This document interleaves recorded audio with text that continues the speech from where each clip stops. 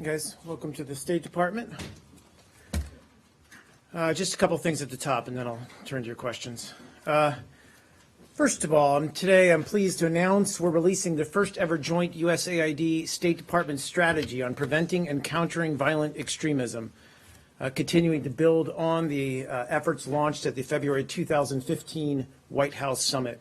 And this strategy provides a roadmap with 5 strategic objectives to meet the challenge of radicalization to violence and as well as terrorist recruitment. State and USAID will work together closely with other U.S. government and key international partners to advance all 5 of these strategic objectives using the full range of diplomatic, development, and foreign assistance tools. Both the strategy itself and the fact sheet will be available after today's briefing. In addition, the Bureau of Counterterrorism has formally transitioned to the Bureau of Counterterrorism and Countering Violent Extremism. Secretary Kerry is empowering the newly renamed Bureau to serve as the lead for coordinating the State Department's CVE engagement and assistance. The Bureau's expanded CVE office will continue to work closely with U.S. government partners, CVE partners, including USAID, the Interagency Global Engagement Center, and others. USAID is also increasing its focus on CVE by establishing a secretariat to coordinate its programming and to ensure collaboration with other governmental departments and development institutions. And just final note here, the State Department's acting counterterrorism coordinator, Justin Ciborel, will be speaking about this new approach in a speech today at the George Washington Program on Countering Violent Extremism. And also turning to Liberia. Today in New York, the UN Security Council adopted a resolution that ends the UN arms embargo on Liberia. This step reflects the significant and steady advances by the people and the government of Liberia towards restoring peace and security for all Liberians. More than 12 years after the end of Liberia's brutal civil war and the Council's imposition of sanctions, the people of Liberia have made important progress in building democratic institutions and healing the wounds of the past. Today's resolution is a notable example of how multilateral tools such as sanctions are an effective means of encouraging the kind of progress we've seen over the past decade in Liberia. First question, I went Reuters yesterday, I'll go AP today, and then go ahead. All right. Can I start with the IG report on email practices? Okay. Do you agree with what seems to be the essential conclusion regarding specifically past Secretary of State Hillary Clinton's email practices, that she essentially played by her own rules? Well, Brad, so I'll try to address your questions, but I'm at a bit of a disadvantage, and the reason why is that, as often happens in Washington, D.C., but this report is not due for public release until tomorrow. And so I know that some in the media did receive leaked copies of the report.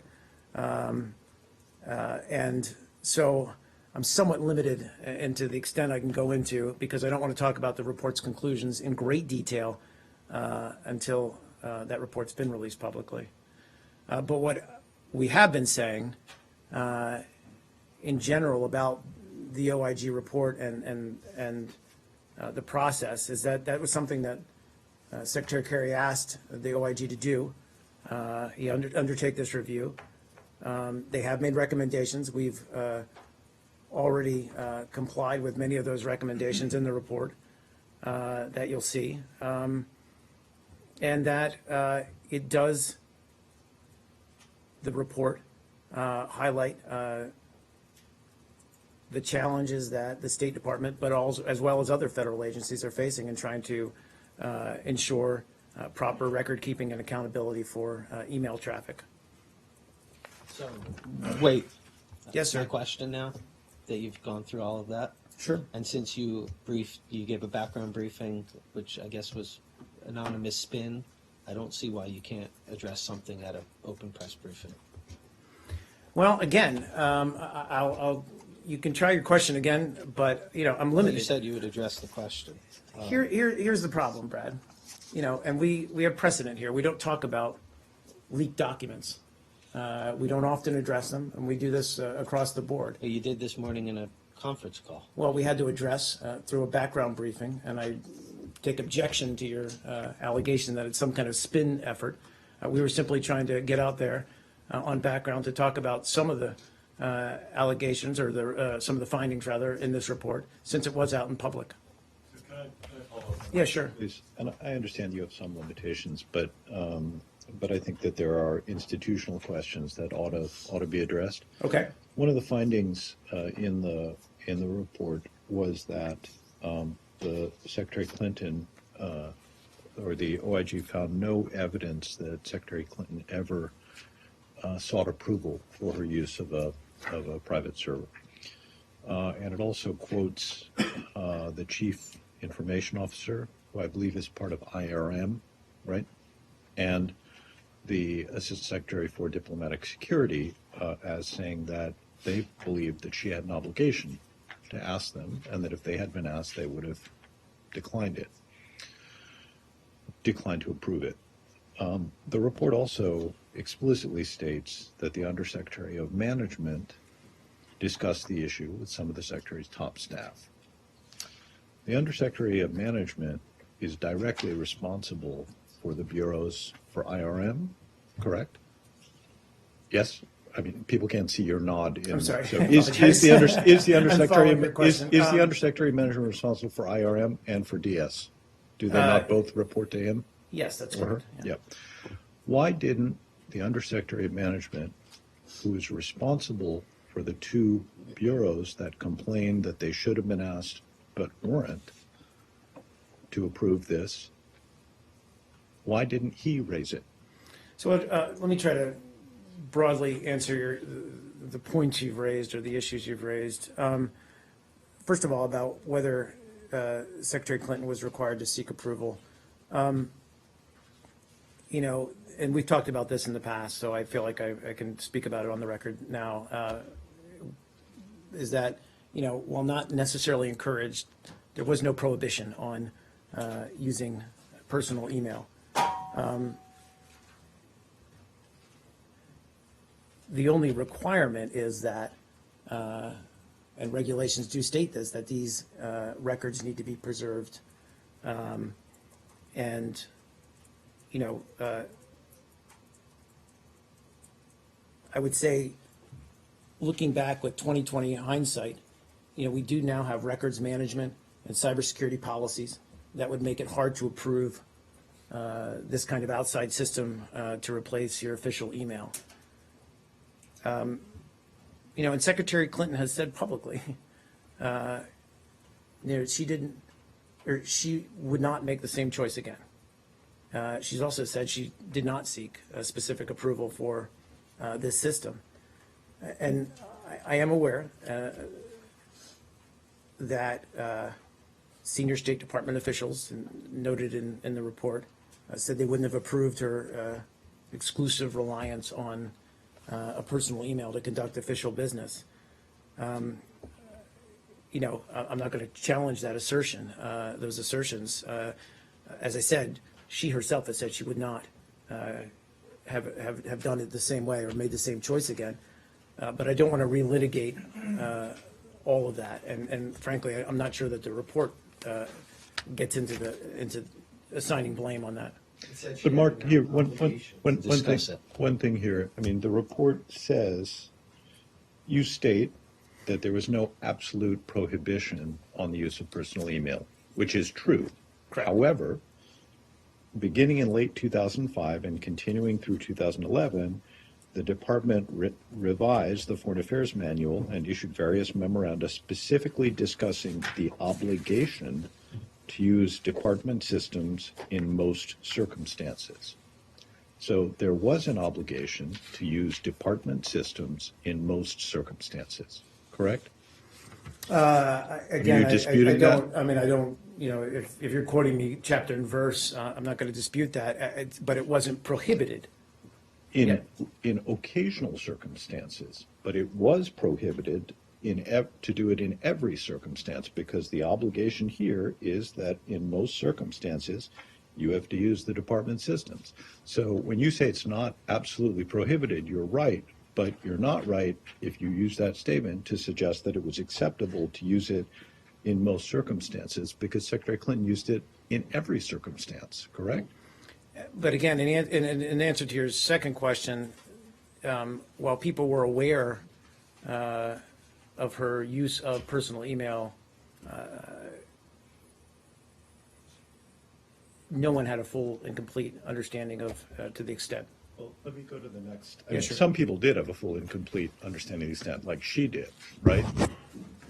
Well, again, that's She something, understood and that's a that, question right? for her and her team to Right. answer that. But yeah. there is a reason I'm raising Yeah, this, and it's sure. an institutional question, because you guys, you have an interest, it would seem to me, in securing the communications of Yes, we do. of the top diplomat, right?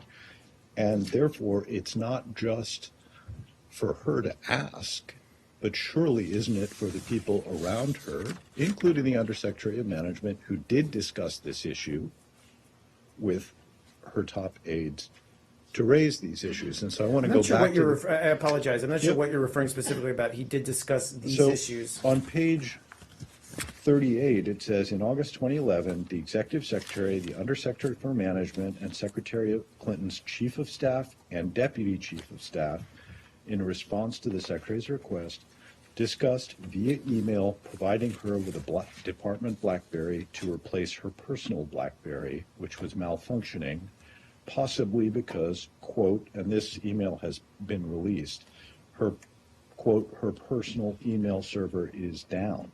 So the Undersecretary of Management, the Chief of Staff, an unidentified Deputy Chief of Staff all discussed this issue via email. The Undersecretary of Management is responsible for the two bureaus, IRM and DS, who say that they believe the Secretary had an obligation to ask her permission, ask for approval to use this, and who say that if they had been asked, they would have said no. And I don't understand why their boss So- wouldn't have addressed this issue, because Right. he's responsible for both of them, and he discussed it with the top officials in the department, including the Chief of Staff. It is our understanding, Arshad, that the full extent of her use of private email was not clear to senior staff. Now, what you're referring to is the two, Meaning who? Her deputy, her Chief of Staff didn't know this? her, again, people were aware she was using it. I can't speak to that specifically. You're talking about Undersecretary for Management. Maybe he didn't know. All I can say is, but- and so just to finish my response, I think what you're referring to is knowing to use an expression, 2020 hindsight, that these two senior State Department officials then said they would not have approved of this. Again, I think Secretary Clinton has said as much, that she, looking back, would not have done the same course of action.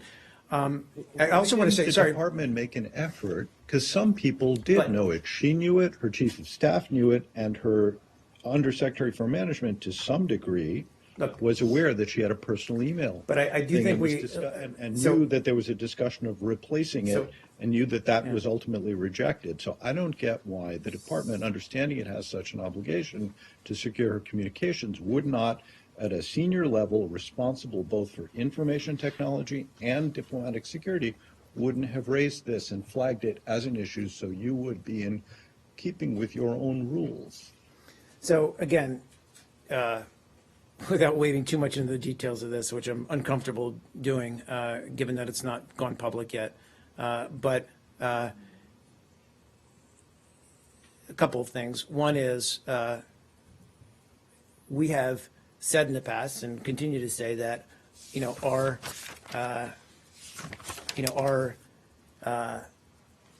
record keeping, we could have done a better job at preserving emails and records of secretaries of state and their senior staff going back, frankly, several administrations, so back to before Secretary Clinton. We recognize that. I will also make the point that, the fact that she turned over some, 52,000 pages of her emails, and I think the OIG recognized that, in some ways mitigated those past preservation problems. You're talking about and I get your question, which is, was there knowledge? If there was knowledge, why weren't steps taken? I'm not going to relitigate that. I just am not. The OIG report has its conclusions, has its recommendations. We've worked to address those recommendations. We acknowledge that we need to do a better job with our record keeping. We believe we're doing such. We've taken steps to meet all of the recommendations that the OIG report has made. And in fact, the OIG has said that we are in compliance, or has, rather, that they consider all eight recommendations. No, I apologize. That all 8 recommendations have been resolved. Yep. So I got one more Yes, set of sir. issues on this. So in the background briefing, Yep. one official said repeatedly that the report says that we didn't do a great job.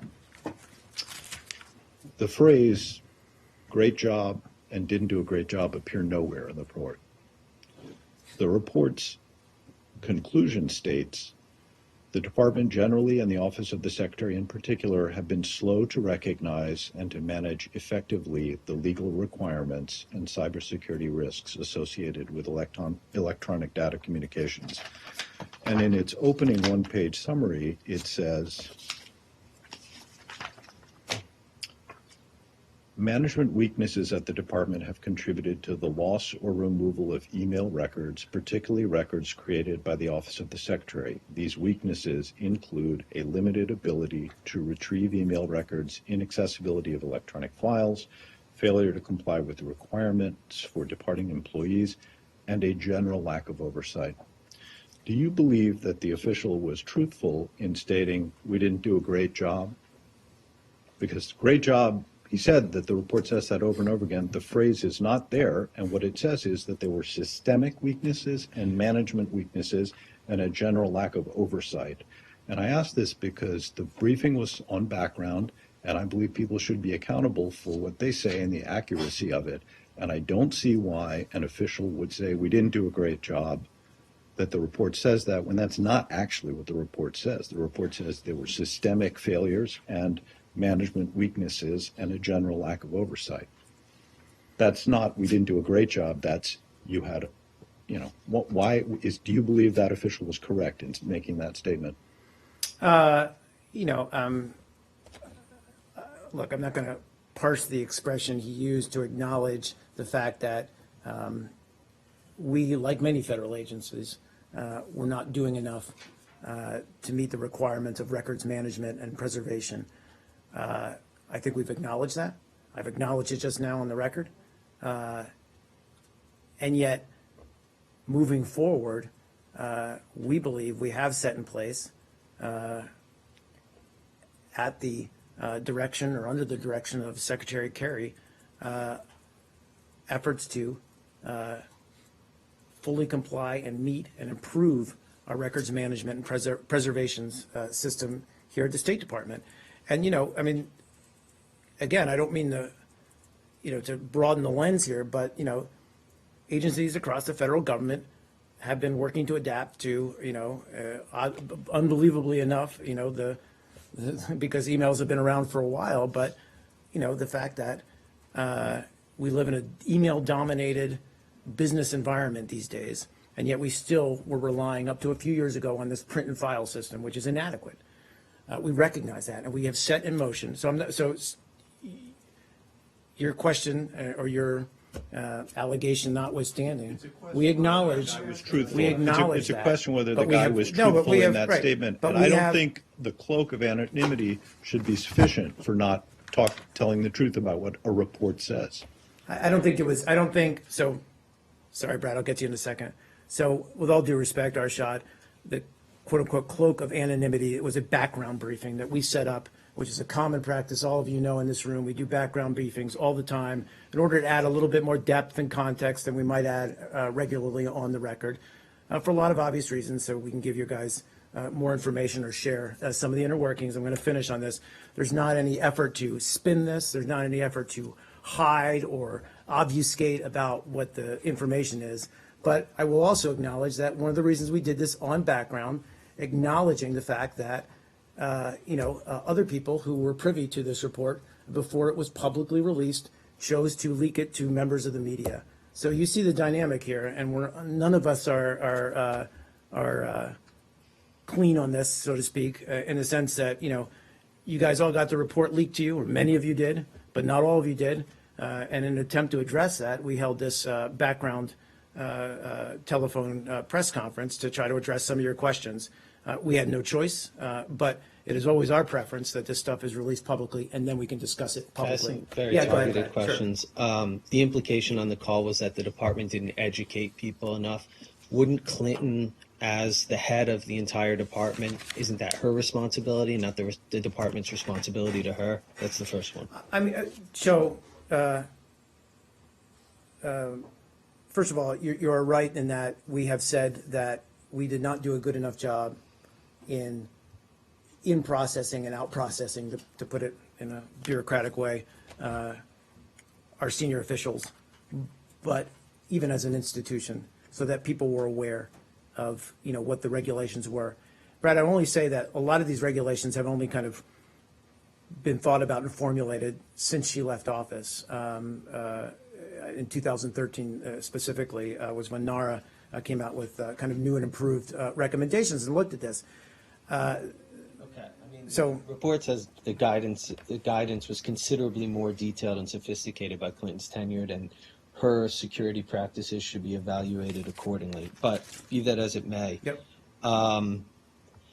you reference again that not everyone knew that the past secretary only used private email. Wasn't that her responsibility to let them know? In fact, Well, I there is think- no other way they would have known. Correct? Well, that's not necessarily true, but as an institution, again, we acknowledge that Well- we could have done more to. But that's her responsibility, isn't it? It even says here, Secretary Clinton had an obligation to discuss using her personal email account to conduct official business with their offices. Not they had an obligation to learn independently about. You're her talking email about her. stream. I'm sorry. I thought you were talking about just. Apologies if I using a private misunderstood. I email thought you were and a talking about private her. server. That it was her responsibility to inform the department about regulations or. Sorry, I No, I'm misunderstood talking the about question. her using a private email and private server. Again, I'll just go back to what I said before, which is that it wasn't encouraged, but it was not prohibited. There were hack attempts on her server. How did that not bring a reassessment that maybe this isn't? And then it apparently just got plugged back in. How did that not bring a reassessment that maybe this wasn't the best strategy? Well, I don't know. Again, I don't know if the OIG specifically addresses the security of her system. Well, he says that she never told anybody about it. I do know there so- were hack attempts, or that, but none of them were successful. How do you know that none of them were but successful? I would just have to refer you to the. How do you know that? Because the report does not say that none of them were successful. I apologize. Actually, I misspoke. Sorry. Yeah, All right. but I will say, but I just would refer you to Secretary Clinton's team for questions about the security of her system. Yeah, Carol. Let's go to Carol, then I'll go to you, Justin. I apologize. Mark, this morning on the call, there was a fair amount of discussion about the fact that when there was a comparison made with the three secretaries who used it almost exclusively, and in that section that Brad just quoted, they said specifically that the rules were clearly in line, were clearly in place. By the time the secretary came in, they were much more sophisticated. So when you compare what Secretary Powell did and what Secretary Clinton did, even though this morning many people said, or it was said repeatedly, that this was a problem going back several administrations, do you not see a difference between what Secretary Powell did and what Secretary Clinton did? Again, I'm not going to, litigate from this podium or compare and contrast. I think that what we've said is that, the policies, the regulations regarding the use of private email have only really been clarified in the past several years. up until that point, again, understanding that it was not encouraged to use personal email, but it was not prohibited. And I think that this is an evolving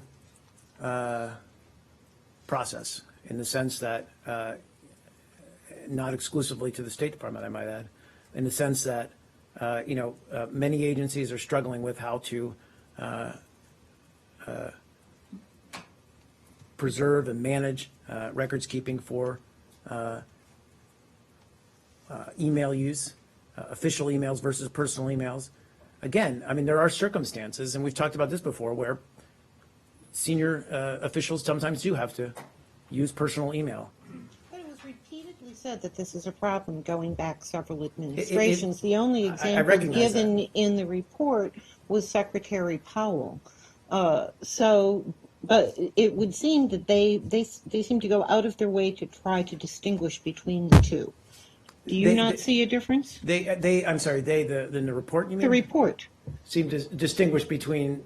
between the circumstances, in the sense in that section Brad just quoted. Well, I think, again, I would only say that it's been an evolving understanding of some of the challenges in records keeping involving personal email, but also in the sense that, we've also been, and I mentioned this to Brad, how we need to do a better job, and we believe we are doing a better job at onboarding, out processing senior officials so that they understand the constraints and the rules and the regulations surrounding use of personal email versus official. Do you believe Secretary Powell acted improperly? I'm not going to make that judgment. What's your reaction to the recent swap between Kiev and Moscow? Can I say there? I'll go back in. Justin, All right. your turn. Sorry. Sorry. So I had one about the Please. email as well. And Sorry, we'll get to you. I promise. We just how we normally do is we run through. So yeah. This may already be known, and I might have missed this, but are we, or am I wrong to have assumed that all of the emails in the state, all of Secretary Clinton's emails in the State Department's possession would have been released to the public via the FOIA page? Or do you in fact have a number of emails that didn't meet those standards that weren't involved in the FOIA request, and therefore you're holding a number of her emails that we haven't seen? So what we have released through our monthly FOIA process that all of you love so much was approximately 55,000 pages of emails that Secretary Clinton provided to the department. I think at the time she said she does not have access to any work-related emails beyond those that she turned over to the department. So I think she said she did not keep. she did not keep, rather, thank you, she did not keep work-related emails beyond those she turned over to the department. So in answer to your question, what we've done through the FOIA process is turn over all of the emails that she turned over to the State Department. And we have found in additional things, I'm not saying that, when you have replies and other, that there are additional emails out there. And in this case is I think, a case of such an example. How many do you estimate that you have that have not been made public? I don't think we have an estimate, and I don't think it's a large number. I just think that there are stray examples like this. Okay, because some of them seem to be quite relevant, as in this November 2010 email in which one of her deputy chiefs of staff suggests she set up a state.gov Well, relevant account. to what? I mean, the FOIA use- request, what was the FOIA request? What? Was about, what? It wasn't a request. Or, It's an sorry, offer. what? It was an offer by her to release all her Correct, that's work-related right. emails. Well, whatever the case may be, some of the emails that you still have in your possession seemed relevant to her decision to keep a private email rather than use a state.gov one, which is essentially the entire question. So I'm just wondering if you are interested in releasing any of those emails relevant to this whole discussion about. I can't speak to that. We certainly, if there's additional FOIA requests, we would, Okay, there may be, if there aren't already. If she had written all of these emails on a state.gov account, would it have been for the State Department lawyers to decide which ones were personal and which ones were official? Or would it still have been her team that decided which ones that she would offer through the FOIA process? Because the ones you've released are ones that she decided were Team relevant. Decided. If she had sent them originally through an official account, would she have had the right to choose which ones were official? It's a good question. I don't know when, whether. Can you take that one? I can look into it, certainly, because and the reason I ask is I don't know if, for example, I was FOIA, whether I would have kind of first right to say, here's all my official emails or not. And then they would then be vetted properly. I just don't have the answer for it. I don't know enough Can you about the take that one process. and then just one Sure. simple follow-up? What is Secretary Kerry's system for receiving and sending emails? Well, Secretary Kerry relies primarily on his state.gov account for work. And the emails on his state.gov account are automatically archived, and this is an improvement. This is part of the advancements that we've made. So any email that he sends is automatically copied and remotely saved electronically. And again, this speaks to the fact that we are now complying. This automatic archiving approach does comply with the Federal Records Act as well as email records management requirements. So And he sends and receives that through a computer here in the building, or does he have access to a mobile device with state.gov filings? both, I believe. Mark, just to go back to Justice's question, has the State Department released all the emails that Secretary Clinton turned over? Yes. Then why on the background call was there a discussion of an email that an official admitted was not released to the public? Because it wasn't part of that tranche of emails that she turned over. And if I explained that poorly, I apologize. There are other emails out there, and she has said that she only turned over what she still had in her possession. So that does not exclude the fact that there are other responses, replies, you know how email works, where there is the body of an email from her that was not reflected in the amount of emails she Other turned over. emails from There Secretary can be, and I just don't have an accurate, I just don't have Not a large number, though. I will double check. I don't know that we've even looked or as these things turn up, but it's not like there's some huge cache, no. Did the State Department mislead the American public when it came to Secretary Clinton's emails in the past year? No, I don't believe so at all. In fact, we've always said that we were simply going through, and we were very clear about this, almost tediously so when we talked to you guys about it, is that systematically every month we went through this 55,000 pages of emails that she gave to us through the FOIA process. We edited, upgraded them as necessary before we released them publicly. But we only dealt with what we received from Secretary Clinton. But today, the IG is saying that Secretary Clinton was not in compliance with State Department email policy, yet for the past year, all we've been hearing about from that podium is that the Secretary was in compliance. We haven't said that either. What we said is that, and I believe, and Brad can yell at me because I'm wading into the into the report's findings, but they did say that the fact that she did turn over this large tranche of emails and made an effort to do so mitigated the lack of compliance previously. Please, yeah.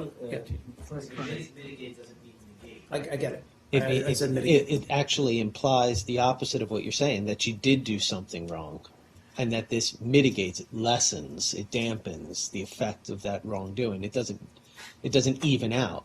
If you rob a bank and you return the money, it's a mitigating aspect, but it doesn't mean you didn't rob the bank. Well, Not first that of this all, is necessarily. First of all, yeah, let me I mean, just back away from that claim basic right there, grammar but- here, Mark. No, I mean, we didn't say that, but what look, and you know, I can't say this enough. You know, we have to do it, and we are doing a better job in processing senior officials. We're doing a better job at making sure that from the top on down, that people understand the importance of record keeping and management. And all we can do is be forward-looking and try to improve and correct the system that we have. One Did Secretary last- Clinton yeah. Great violate the law? No, because, and we said this, there was no restriction, there was no regulation that said she could not use personal email. But you admit she made mistakes. The former Secretary Clinton would have violated the law a matter for the FBI investigation to decide whether they're going to bring any charges? Well, and there are ultimately other, for yeah, the I mean, judicial there are other, process? there are other, thank you for, there are other reviews out there that we can't speak to, but legitimate, or Okay. legitimate point. One other question. I want to follow up on Brad's question. You, with regard to hacking attempts, you have previously confirmed, have you not, that there were efforts to hack into the Secretary's email? I think we have, yeah, but I'm not 100% sure. So- But I mean, hack in, I mean, right, but none of them, that's why I believe that none of them were successful. We have, I think, addressed that before, but I'll double check. So here's my next question Yes. then, because Brad asked you, how do you know that they weren't successful? And you said, I misspoke, I apologize. And I just want to Well- understand, do you have any reason to think that there was a No, successful no, no. attempt? What and Brad pointed out was the OIG report. What I was saying, I misspoke. Thank you for giving me the chance to clarify. The OIG report doesn't address specifically the security of her system, including whether or not any of the reported attempted hacks were successful. And for that, I would just have to refer you to her team to talk about whether there were or whether any were successful. But to your knowledge, To our knowledge, they were not, but I don't know if that's a comprehensive knowledge. fine, thanks. Yeah. And guys, I apologize for this. I have to leave soon, so if we're exhausted. There's just two very quick questions. One is about Okay, I'll get to you, I about the technicality that whenever a embargoed report gets leaked or somebody breaks the embargo, usually the organization lifts the embargo. But it's not the our- similar yeah. way. Similar ahead. way, the report is everywhere. And why are you still keeping it? Why don't you release? And I would That's refer one. you, and I would refer you to the That- office of the Inspector Yeah, General the for that, sec- the- because, the- no, let me finish, Jenner, because they are not under the State Department's authorization. They're a separate entity. And so they're the ones who will release the report. And the second you mentioned about the NARA, Jason Barron, the former director of NARA, spoke at Yeah. the National Press Club last year. I hosted that for experts, and they clarified that all the secretaries till today, since the emails came into being, have been not using state.gov. The Secretary Kerry is the first one using It's it. been a mixture, yeah. Yeah, and then, but, so this is not the technicality. The point is, they said that the NARA has put into place, when Secretary Clinton was, some sort of procedure that was not followed. Like by 2016, 2019, you have a deadline to put everything on the web. There won't be any, you won't have copies of all the archives will be on the web. So that something where, and also, what about those 30,000 emails that she deleted? Or did she keep them for even if you have personal emails, you don't delete them. You keep them for your private. Yeah, so I can't you- speak to that. You'll have to direct that question to her. Please, I want to move on to a couple of other, I apologize to you, Jenner. but- So, what is your reaction to the recent swap deal between Kiev and Moscow? Well, first of all, we welcome today's news about Nadia Savchenko and the fact that she was returned to Ukraine. And as you note, the government of Ukraine did make the humanitarian decision to also release 2 Russian service members who were captured on Ukrainian soil. We're delighted that she's home. She was captured, as we all know, in combat in eastern Ukraine, taken against her will into Russia. And, we believe her release and this exchange is an important opportunity. And it's an opportunity for all sides, especially Russia, to fulfill its commitments under Minsk, under the Minsk agreements. And we think that it sets the right stage now and should provide the impetus for a complete implementation. So moving forward, we want to see, a sustained, credible ceasefire. We want to see full access for the OSCE. We want to see elections under Ukrainian law that meet OSCE standards. And we also want to see the withdrawal of foreign forces and equipment, and finally,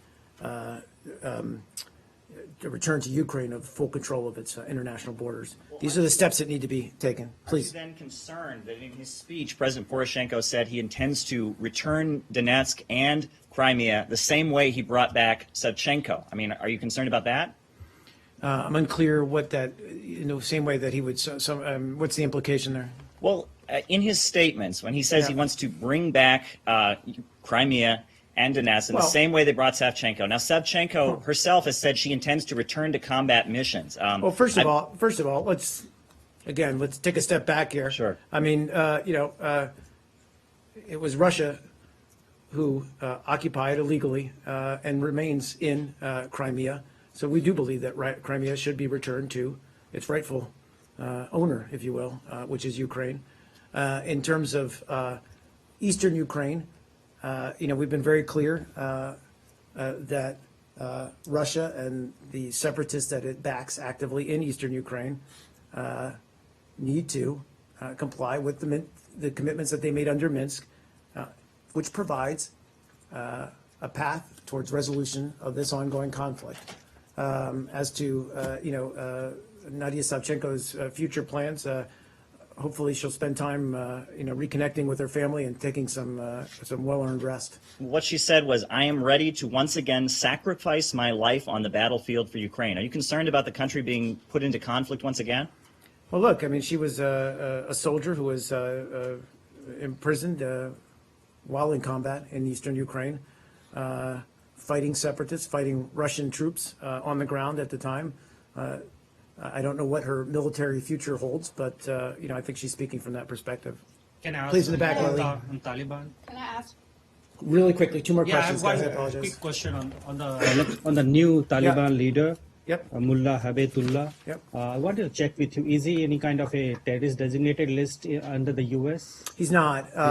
No, he's not. You said asked if he was on the terrorist designated terrorist. He's not. And how do you react that he has rejected the peace process? He has rejected the peace process. The Taliban has rejected the peace process. Well, look, I mean, we would hope that he would seize the opportunity. He does have an opportunity in front of him to choose peace and to work towards a negotiated solution. We hope that he makes that choice now. They have met. Nike, real quick. I got to move quickly. I'm sorry. Excuse me for being asked so bluntly. I'm just asking for, as a matter of fact, is he going to be a next target if he object the peace process? I'm not going to predict who we might target in the national security interests of the United States. Another one on Azerbaijan. Another Azerbaijan. prisoner of conscience released today is Azerbaijan journalist Khalija Ismailova. Do you have anything on that? We've seen those reports.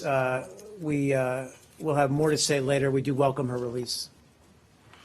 Does the department have any reaction to Prime Minister Abe saying he will not visit Pearl Harbor? President Abe saying he will not visit Pearl Harbor, visit Pearl Harbor in exchange for the visit. No, I mean, we've said this before. Look, I mean, our relationship with Japan is strong, strategic. We have built a partnership with them over the past 70 plus years that is durable and forward-looking, with an acknowledgement of the sacrifices and the pain that preceded it. Please, Pearl Harbor I'm not and gonna- Hiroshima. Please. Japanese foreign minister yesterday said the American bombings in Japan was extremely regrettable. Have you ever feel the pressure from Japan to ask the United States to apologize? You said who said? I apologize. Japanese foreign minister said yesterday the United States atomic bombing of the city were extremely regrettable. Of Hiroshima. Yes. Well, the president's going to visit there. Secretary Kerry visited Hiroshima, spoke very movingly about his experience. Again, I would just say that, we acknowledge the pain of the past, and we look forward to building a stronger future. And, with that in mind, that we need to move beyond the conflicts and the suffering and the sacrifices and build a stronger alliance with respect to that. Please. Yeah, just a quick one. Yeah. You can dispense with it fast, and I know it's like the fifth day in a row, but at least it's now formally been announced that Avigdor Lieberman is to be Israel's defense minister. Do you have any comment on the new Israeli government and his appointment to that job in particular? I do. We have seen reports and agreements been reached to expand the coalition. We've also seen reports from Israel describing it as the most right-wing coalition in Israel's history. And we also know that many of its ministers have said they oppose a two-state solution. This raises legitimate questions about the direction it may be headed in, and what kind of policies it may adopt. But ultimately, we're going to judge this government based on its actions. We're going to work with this government, as we have with every Israeli government that preceded it, with the goal of strengthening cooperation. And we remain steadfast in our commitment to the security of Israel, and then our commitment to working towards a two-state solution. Thanks, guys.